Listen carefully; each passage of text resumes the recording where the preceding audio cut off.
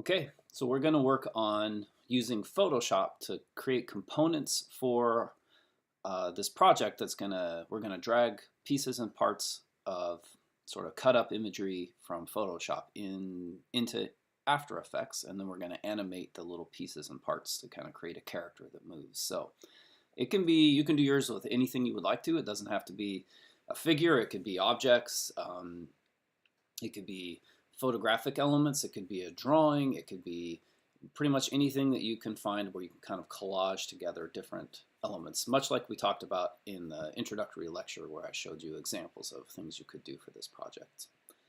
So we're going to work on that in this particular setup. If you haven't done the tutorials, the basic tutorials from our earlier unit about using the Photoshop workspace and just basic compositing and things like that, you're going to want to make sure that you go back and review those before you do any of this. So that would be under our Unit 2 tutorials for the Foundations class. And the first thing that you're going to want to do for sure is you're going to want to go ahead and organize your files. Just like always, it's really important that we keep all of our files organized. So, for example, I'll go here to Finder. I'll go to my desktop. You could do this anywhere you wanted, but I'll create a new folder, and I'll call it, Unit Football Monster, whatever you want to call it. So, and you want to open up that particular folder, and then inside of there, let's just create another subfolder that we can just call,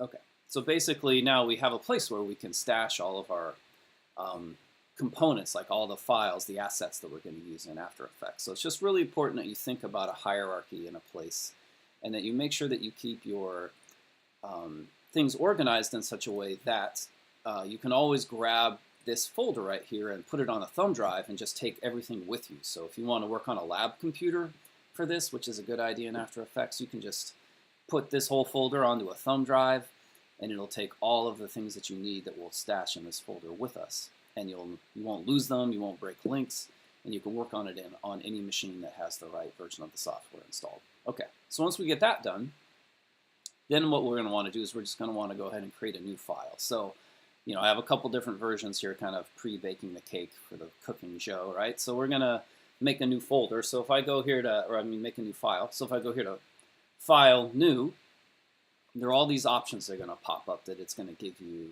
different objects or different options for what you can make. So if you're going to do a print job, you can do that. We want to make sure we select one that's for film and video. And this HD TV 1080p is probably the one we're going to want to work in, since we're going to export this out as an HD file.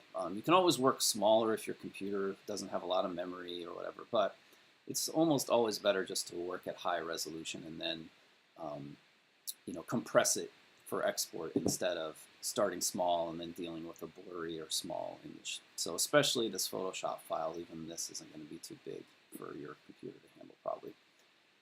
So make sure it's an RGB color and all that. Just click Create, and that'll bring up a blank document. And you'll see these little kind of like blue guides that are on here, and those are just telling you, like in the old days, especially on television, some of them would, will crop things out in widescreen. And so this is called the action safe area in here, right? So that just means that everything that happens in here ought to be on the screen.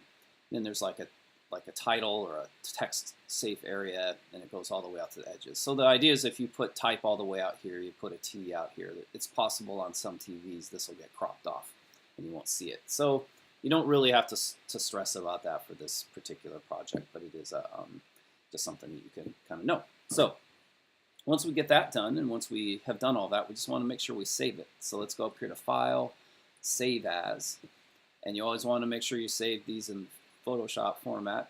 And then we're just going to navigate to the place that I just created, so my folder here.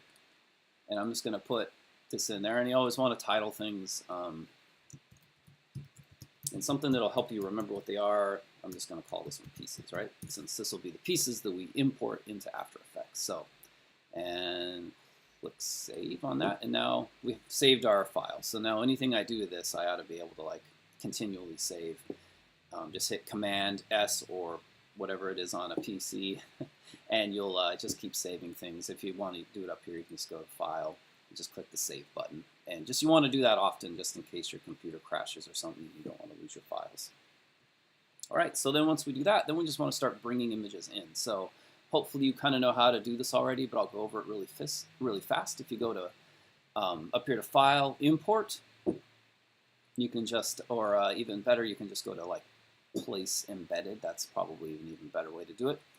We're going to do that, and then you can just go navigate to the place where you have all of your stuff, your photos. So, you know, you want to, again, if I was you, I would put those into a folder in here that's, you know, just like pieces or something like that so that you can find them. Just bring them off your phone or whatever.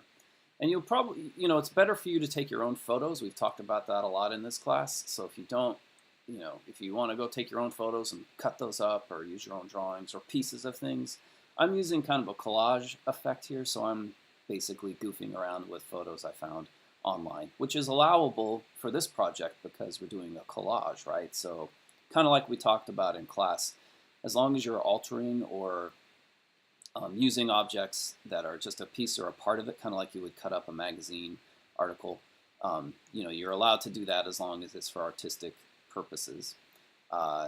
So, you know, we should be able to do that for this particular project is find online images. So I have just a big folder here, so yours will be different than this, obviously. So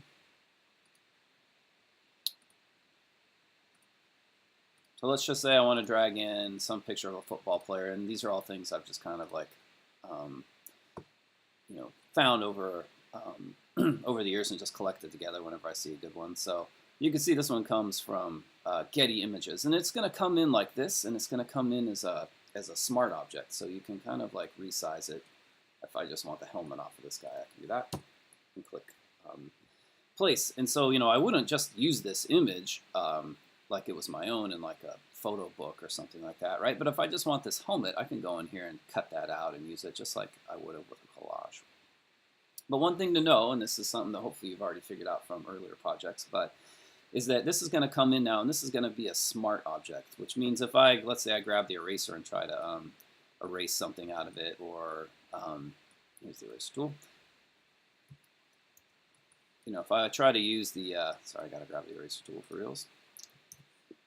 So you can see it's not going to let me do that because the smart object has to be rasterized. So you want to make sure you rasterize that. And you can just take Control, click on here, and we have to make sure we have the layer selected. Or sometimes you can come up here too. And basically we're just looking to rasterize this particular layer so that we don't want it to be a smart object anymore. So we're going to have to convert it to a smart object, and then we're going to have to go from there. We're going to have to go in here and rasterize the layer. So now what this does is this means if I grab this eraser tool and just start hacking away at it with the eraser, it's deleting all of the pixels right there and just kind of punching through that to the background layer, which right now is white. But we probably want to delete that layer anyway, so you can just grab that and toss it. So what I want to do now is I want to go ahead and go in and figure out how to cut this out. So I'm going to want to go in there and like chop just the helmet out of here, right? There's a whole bunch of different ways that you can do that. There's a lot of different tools that are possible. If you look in here, there's this magic wand tool or quick selection tool, and if you just click with that, it will kind of select based on how close pixels are together. So how close their contrast or color cast is together. So if I just click on this guy's red shirt over here, you can see it's adding all of these selections together.